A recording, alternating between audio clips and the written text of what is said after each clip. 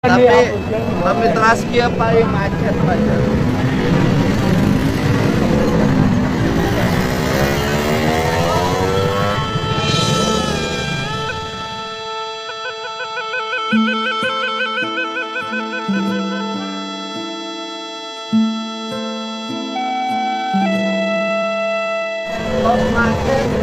Macet. Nah, jadi kan Bapak niatna kau nggak bangun tempat ibadah, tapi cara na ngaganggu jalmi. Nah kira-kira pantes deh.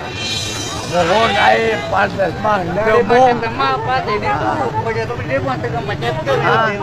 Mohon kan itu kene pasar macet, tapi dia di tengah jantan macet. Mana mesinna? Mana mesinna? Bapak sapoe menang seberaha, dapat berapa di sini? Oh, ini masjidnya. ya betul. Belum dikeramik. Sudah semen. Berapa? Tinggal keramik jeung semen. Ya, 50 jutaan anggeus kan, Imam? Harus bisa. Ya, masjid. Jadi saya mulai hari ini Bapak hentikan mungut di jalan. Siap. Pertama, membuat kemacetan. Ya, Yang kedua, membangun citra buruk terhadap umat Islam.